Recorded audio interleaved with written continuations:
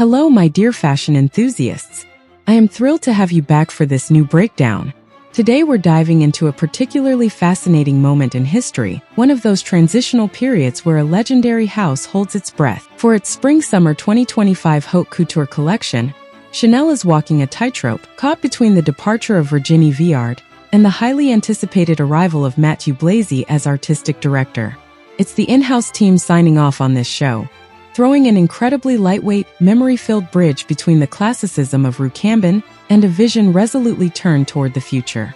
An ambitious approach that proves that even in full transition, the heart of Chanel beats with a quiet confidence.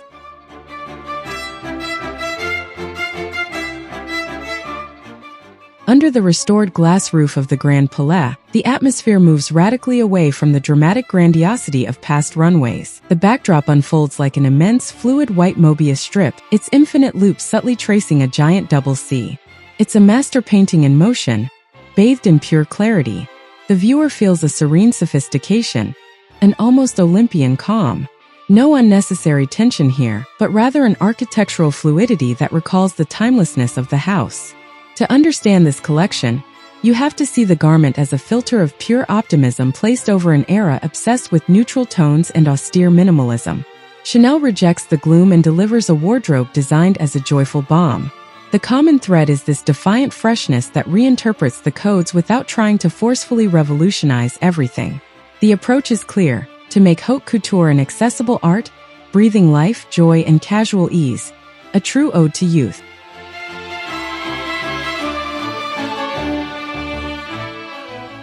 On the runway, the posture is playful, youthful, and disarmingly effortless.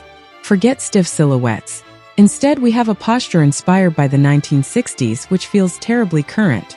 The standout element completely redefining the frame this season is the shortening of proportions. The suit jackets are cut short and boxy, paired with pleated A-line skirts hitting above the knee. This liberated silhouette gives the models a dynamic stride that instantly dusts off the couture wardrobe.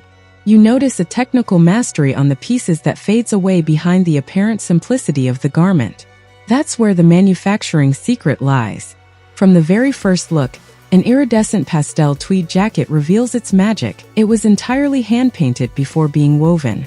Beneath the casual ease of a long cardigan or a shirt dress hides an invisible piece of engineering. Full linings made of emerald green satin and flexible microboning that structure the garment without ever constraining the body.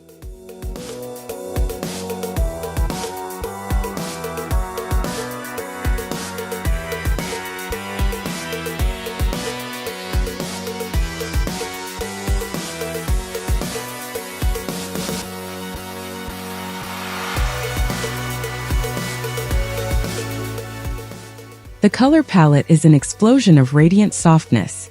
We parade through shades of mint green, fondant pink, coral, mauve, and lemon yellow. But it's the pairing of these pastels with the organic look of the materials that creates the depth. The iconic tweed is textured with shiny silk threads, while a silver lame dress, worn under a long fluid coat, catches the light from the glass roof like a liquid surface, creating a striking contrast with the matte texture of the feathers and artisanal embroideries. When you zoom in on the looks, the intimacy of the atelier's expertise expresses itself in details of absolute fineness. The focus lands notably on a shirt dress in yellow satin, radically clean, and on the microscopic bead embroideries hidden beneath the collars. The craftsmanship, featherworkers, embroiderers, is omnipresent, but it is treated with such detachment that it loses all intimidating coldness to become an everyday luxury, almost secret.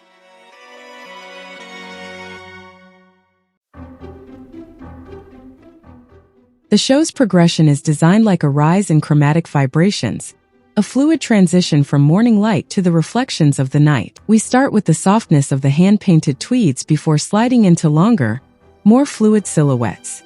The climax is reached with evening pieces of a disarming simplicity, where lame and satin fuse, perfectly materializing this transition toward a new era, full of promise. So of course we have to ask the question, in the holy of holies of haute couture, does a collection so heavily focused on luxury ready-to-wear, featuring cardigans and shirt dresses, lack a bit of the grand theatrical thrill we expect from such an event? This desire to appeal to a younger clientele and offer an easy-to-wear wardrobe raises questions about the boundary between exclusive couture and a high-end wardrobe that is certainly lovely, but sometimes very safe.